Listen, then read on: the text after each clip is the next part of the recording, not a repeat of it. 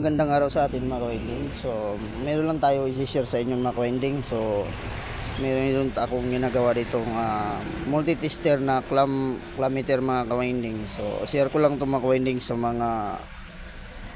sa mga newbie pa lang, pero doon sa mga matatagal na ay alam na nila ito kung paano i-modify.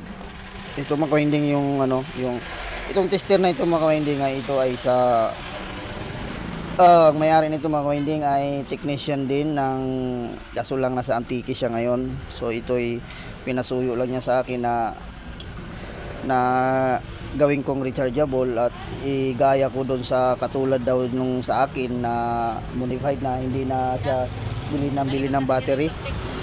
Si mga ka-winding ay ayaw niya bili ng battery, gusto niya rechargeable na at maganda raw. Ang ganun sa akin na ginawa ko. So ito mga ka-winding, so dito yung battery nilagay ko.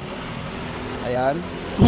So nilagay ko dito yung battery mga ka-winding ay ito yung original battery niyan. So ito yung kanyang charging module. Ayan, nilagay natin. Ayan tutukan yung mga ka-winding. So yung gitna niyan mga ka-winding, yung positive negative, yan yung papuntang sa battery.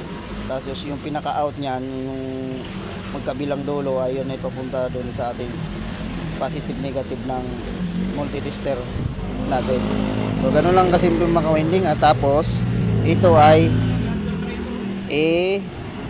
dikit na lang natin itong mga ka-winding. So ayan mga ka-winding, so nagcha-charge na ito. Okay na yan. So type C ito. So ayan, saksak natin. Ayan. So yun. So hindi pa full charge yan mga ka-winding, kasi pag full charge yan magiging kulay blue yan pag full charge. Tapos tanggalin natin. So ito mga ka-winding ay functional na ito. So okay na yan. Ayan napit natin. Ayan, hindi pa natin tinakip. Ayan naka DC tayo, AC, ohms. Ayan, capacitance. Kasi itong multi-tester niya mga ka-winding ay magandang klase ito, ang ganitong brand. So ayan. So ayan mga ka-winding ay ito itatakpan na lang natin. So kasi ito magiging itsura niyan, tatakpan niyan. So ito yung cover niyan. So maganda na tingnan ito mga ka-winding, at dito ko yun ilalagay dito.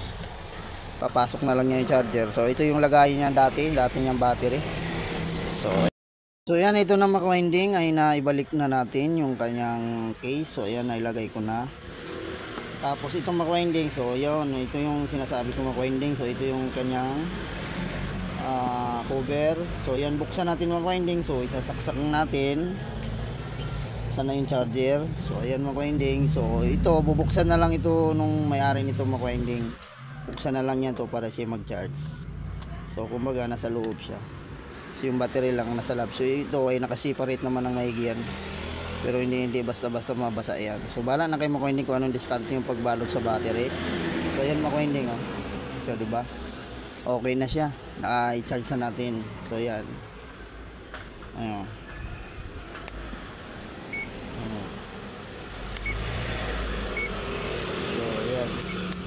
So ito mga ka-winding hindi pa full charge kasi hindi pa siya nagbo-blue. Ayan, ipo-full charge na natin mga ka-winding. So ayan mga ka-winding, so ito na, okay na yung ating tester ng ating kaibigan na technician na from Antique. So ito'y papakuha na ito niya mga ka-winding sa kanyang pamangkin. So ayan, shout out sa iyo brother.